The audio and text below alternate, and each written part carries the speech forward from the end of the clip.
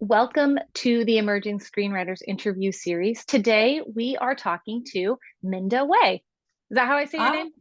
yes, Did I that do it is. right? Oh, perfect. I should have asked you before. How are you? I'm pretty good. Today's technically my weekend, so this is a Oh, great day. you're like, I'm chill. So let's just dive into a couple icebreaker type questions that I love to ask people because I also need TV recommendations. So, what are you watching? What are you watching on TV, film, all of that? So right now I'm getting back into my TV era after watching a bunch of plays and then being like, I need to get back to my roots. So I'm watching Beef right now, which is so Hmm. good. Season two of So good. Reservation Dogs and Hmm. Love is Blind. You know what? I just started watching that too, and I was like, why am I sucked into this, people? It's so relatably beautiful. Just And just a mess, you know? yeah. Like it's it's such a I like to watch those type of shows because it's a good character study of just people in general. Like, why are you doing this to yourself? Why? Yeah, I sometimes write too much of like optimism, and I'm like, Hmm. oh, I need to have the full breadth of the full range of the human experience, and reality shows definitely do that. Oh my God, that's amazing. That's hilarious. I love that. And then who are your industry idols? Who are people that you look up to or want to work with one day, or just are like, I'm not worthy? I think my first like biggest inspiration for getting into this was Jordan Peele. Mm. Way back in the Key and Peele days. I actually have a Key and Peele tattoo from Continental Breakfast, this sketch. It's a sketch about a guy like at a hotel eating the full continental breakfast, and then it ends in a Shining reference, and The Shining was my favorite book for a long time. I just really admired his entire career progression from doing comedy, going to horror, and now hopefully like having a huge blockbuster series. And Totally. yeah, and but I would love to work with Bowen Yang, and You're hopefully like, that shall from my mouth to God's ears. yes. I know if you don't put it out there, it can't come true, right? Yeah.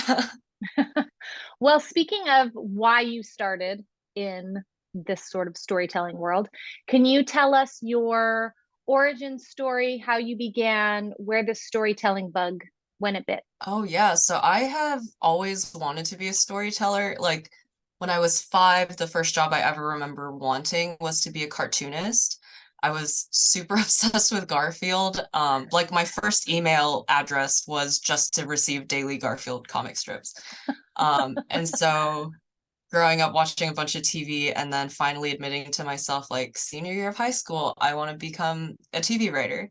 Um, and then taking a long detour into engineering, which I did for about 9 years, and then taking a leap of faith from my corporate engineering job where I built the number one supercomputer. Yeah, and then yeah, it was a big change, and then jumping into freelance, moving to LA, and now I'm a waitress and a paid comedy writer, which is really cool, really scary, but really cool. That is amazing. So I went to school for engineering also. Really? Yes. And then I was like, why am I doing this? This is not what I want to do. So I jumped ship pretty early, like way earlier than creating a supercomputer. But I understand coming from. But how, okay, I'm sure that's such a great conversation starter to talk about of just like you, Minda, as a human being. Of like, okay, this was like my past life. Here's where I am now. What was that moment, or did you always know when you were an engineer and working in that field that you wanted to jump, or was there a moment that happened that you were like, all right, I this is it, I'm going? About a year after I started my career, I also started doing improv comedy. And so I had been coming up through the Austin comedy scene for about like 4.5 years and starting to get these opportunities. And then I applied for a reality TV show, MasterChef, um, because I like to do that when I need to blow up my life. And I was just like, I really just want an excuse to leave this and pursue what I want to do. And I'm just going to grab onto this and see where it takes me. And I did not do MasterChef, but I was really glad to have had the excuse to quit and and really see what I'm made of out here. And how did that change shake up your life in terms of, you know, stability, family, friends? How did that just change everything for you? I also quit that job 3 months before the pandemic started, which was tough, but then I luckily got laid off from a music festival company job the week that the pandemic started. So I got to have some time during with like the COVID unemployment stuff, some time to start freelance writing. So I did some freelance journalism, wrote articles for Bon Appetit and Slate, different publications, realizing, oh, I am good at writing. I can make this into a career. And so I used that time to write my first pilot, went really hard at writing like a spec script, trying to figure out how to kind of reverse engineer film school in a way. You can Right. relate, I'm sure. Uh-huh. And just figuring that out over the past 3 years and getting pretty decent at it, I would say. I feel like you do a lot of writing in different areas. So you've said, you write articles, you do stand-up, improv stuff. Will you just talk about your plate full of writing scenarios, what you do, what you love to do, where you really want to see yourself going? In the past 2 months, I'll just recap that plate. Okay. We just wrapped season 2 of this Spotify podcast that I write for. I'm the story editor for FOGO, Fear of Going Outside, which is a comedy memoir podcast about one Vietnamese mom's journey into figuring out this white people shit. That is camping, that is hunting. It talks about decolonizing the outdoors and how inaccessible that is for people of color. And that was my first paid writing gig. And I got that using one of the samples that I wrote, a pilot sample and an article that I wrote. And so that just wrapped up. I just finished up a freelance pilot commission that I got through a friend that ran the comedy theater that I was at in Austin. And it was for this Laotian guy from Rhode Island who just wanted to commission a pilot, and he's an actor. And so I received that just as a, hey, you're an Asian person. Can you help take a look over this rewrite, craft it for, the identity that only we have? And so I got to do second and third pass rewrite on that. And now we're taking that out to production companies. And then I recently signed with a literary manager last November, Brian Brooks at 831, and he's also my acting manager. So it's been really great I finally finished writing my first pilot that I've written since moving out here. Up until now, I've just been kind of rewriting older work or doing commissions for other people. So finished writing that pilot, and after one more rewrite, we're gonna start pitching to about 6 production companies a week, which is Wow. exciting, and I never thought that was possible. Are you going to be doing the pitching? It'll be through his assistant we are working together to put together a list of production companies, and then his assistant Natalie, who's amazing, is gonna send out these emails to production companies to start setting up generals. Nice. Yeah. What is the most nerve-wracking part about that jumps out at you? Just, starting to go into those meetings. Like, what's the thing that makes you like the most nervous? So it's a really personal pilot. It's kind of a little bit autobiographical with like a comic-y element. So putting myself out there is really vulnerable. And also like getting my work in front of the industry kind of for the first time is daunting, but I'm excited to do it because the only way to get better is to do reps of it. That's exciting. I'm excited for you. Yay. Thank you. And then when you look at the future, if you could create the perfect path for yourself, moving forward, like where do you want to see yourself going? What would you like to accomplish in your writing career or even acting, all of the above? Yeah, so as I'm watching more TV, I'm realizing the power that TV has to change the culture and the conversations that we're having. So I've been loving shows like Abbott Elementary, This Fool, and Reservation Dogs, realizing you can make something that you really want to see, but also speak to, the people that we were when we were kids, when we were obsessed with TV, and speak to a broader conversation. So I'm excited to start making shows that help progress the change that I want to see in the world.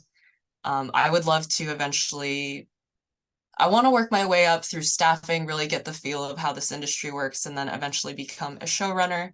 And I would also love to eventually direct. Nice. I love that. What you just said sort of like struck something in me that I wanted to explore a little bit more. You mentioned shows that have TV's huge right now. It's just such a great medium for just all kinds of different, stories. What excites you the most about the way, what the industry is doing right now in terms of just the accessibility of not only seeing different types of people, but telling different stories? What excites you the most about the current state of television right now? What is like so magnetic about that for you? It feels like a catharsis. I think a lot of shows right now are taking really big swings. Like for Beef, for example, that just came out. I feel like we're in a frustrated time right now. Like we just lived through 3 years of pandemic and then political hell. Like we have reasons to be mad, and it's nice to kind of feel like togetherness in that, and to start that conversation of like, yeah, I'm pissed and broke. Are you pissed and broke? Yeah.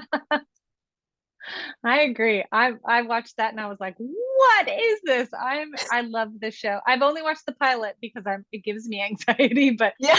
I'm gotta watch the rest of it. But I'm like, wow, they went there. It's like, and I love Ali Wong. I mean, she's Incredible. like incredible. So I'm excited. Did you watch the whole thing? I'm like 3 episodes in. Okay. Okay. Yeah, I heard it gets crazier. Okay, so let's talk a little bit about, since this is an ISA sponsored conversation, just will you talk a little bit about how you became involved with ISA? Absolutely. So I got my start in ISA because I entered the ISA Diversity Initiative and placed as a semifinalist. And y'all signed me to your slate and gave me all these incredible resources. So I started with the general with your development team and got to upload all of my scripts onto your platform, which I really liked because the way you break it down, you kind of take us more seriously than we realize we should be taking ourselves. And so y'all were, I feel like for a lot of people, you're maybe one of our first general meetings. And I really appreciate the way that when we upload to your site, you're like, where's your poster? Give us the character breakdown. And it's kind of a pipeline into seeing how our script can become produced.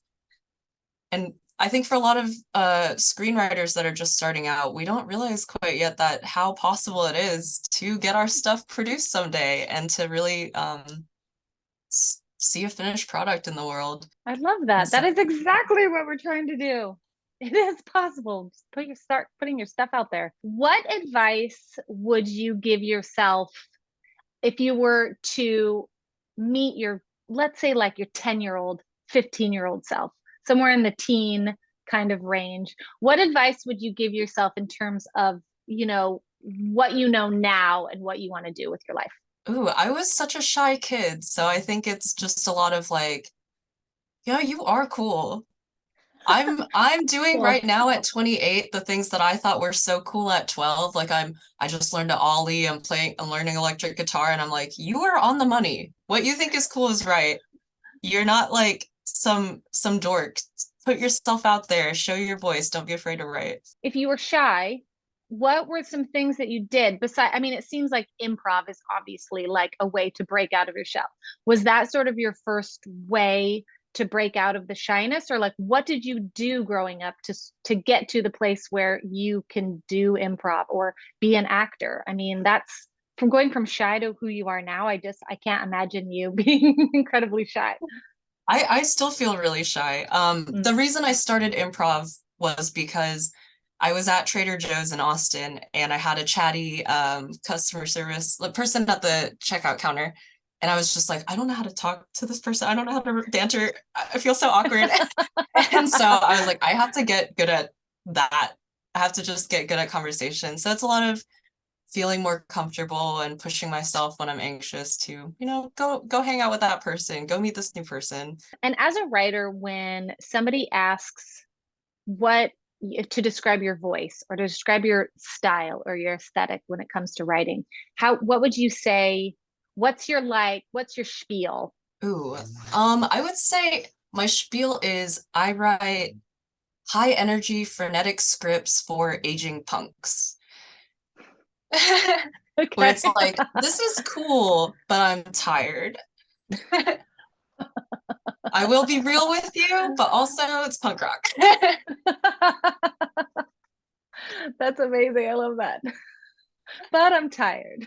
Yeah. And how many scripts have you, so you've only made that shift like, has it been like around 3 years ago, 4 years ago? How many scripts Yeah, have you about written? three. Okay. How many I'm scripts sorry if have you you can hear written? my dog Oh. snoring in the background.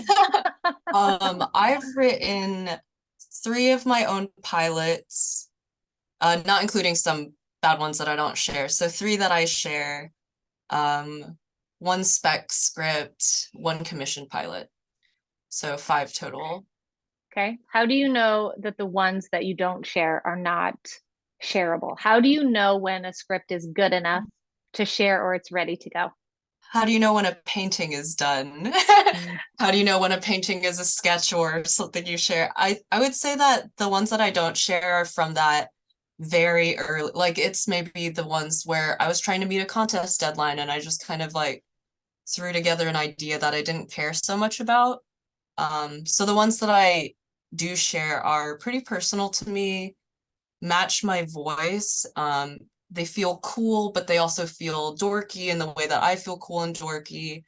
Um, and then I just, when you share a script, there's so much you have to like put forth with it. You have to be confident in it. So I try to make sure the work matches the love I put into the pitch. And that I'm not able to pitch if I don't feel like really hot about it. So Right. I really do put my soul into these little scripts, huh? Do you think that you're ever going to go back to those first scripts that you wrote and redo them, or are they done? Are they just I like finished in your brain? I have an animated one called Kaiju Stepson. That was my most recent one Mm. before the one I just finished. I think that one I'm just kind of hands off for now. I've worked on it for a really long time. And then my first one that I started sharing, I've been thinking about revisiting it. Mm. It's about a woman who can teleport and she's just gotten divorced, so she's kind of dating all over the world and she is able to do this and she keeps that a secret from everyone in her life, including her ex-husband. And she keeps it a secret by drugging people that catch her. And so her ex-husband, who's a journalist, starts closing in on her crime ring, not knowing it's her. And that's the series. You know what? I read that log line because when I was getting ready to interview, I read that log line. And I was like, the druggings, and I was like, what? Because I saw the teleport, and I'm like, okay, he's hot on her tail, and then it said hot on her tail for the druggings, and I was like, what? I Yeah, need it's to read not this. great. But No, Killing Eve that's yeah. ethics aren't great. It's okay. We live in a world where you can tell whatever stories you want. Yeah, Killing Eve. I mean, that opening scene of Killing Eve where she just shoves that ice cream cone in the kid's face. I was like, okay, this is what we're doing. All right, so we're gonna wrap this up. What's the best advice you've ever received, or the biggest sort of encouragement that you've gotten from from anyone in the industry or outside the industry in terms of your storytelling, your voice, who you are as a human, like to push you forward? I would say that it's less of advice for my voice, but the best advice that I've received is from the showrunner of my podcast, Ivy Lee. And she framed it specifically like I was telling her how stuck I was on all these projects, how they all felt really personal and really like high stakes. And she just told me, hey, it's your job. Just turn in the draft. Because we were doing 3 rewrites on the podcast every episode, and I got to see the transformation that happened between draft 1 and draft 3. And I got to see us grow over the course of 2 seasons. And it's like, don't be so precious about the thing you have on your page right now because you will get it to third draft, final draft level. Just keep pushing through. Don't let that doubt crush you at your first draft. Right, it's your job, so just do it already. Tough love right there. Yeah. I mean, if I want to turn my writing into a career, I do have to start thinking of it as a job. Yep, that's true. You can't just hold on to it, you know, just like, hi, little precious. Um, okay, so I'm going to end it with just a couple fun questions that are writer funny. What is your favorite word? Oh, I Something really like love the word woof. Like woof. like woof. Woof. Why? It says I- so much. I mean, I don't know why I'm asking why it says so much. We don't say it in real life, Yeah. but I wish we would. It really lands when I'm texting, like, oh, like my friends will send me dating profiles and I'll just say woof. Right. My go-to is good times. Like good Good times. time. I like that. It says so much. Like good times. Yeah, great. And then what grammatical error or spelling error drives you nuts, whether you do it or you read it somewhere? What's the thing that just like is like, I have a traumatic one where I missed one question on my PSATs. wait, you missed one question on your PSATs. I almost had a perfect score, but it was the difference between insure and ensure with an E. And so every time I see either of those words, I'm like, It just, you're like, "Arr." That yeah. is hilarious. Okay, so wait, you almost got a perfect score on your PSATs. What about your SATs?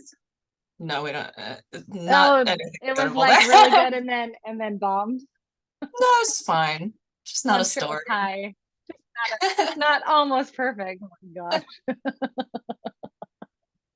No wonder you were in engineering. It was nice. It did pay for my whole college, that Yeah. one test. Amazing. All right. Well, we are going to end it there. If you want to check out more interviews, go to the Emerging Screenwriters interview series.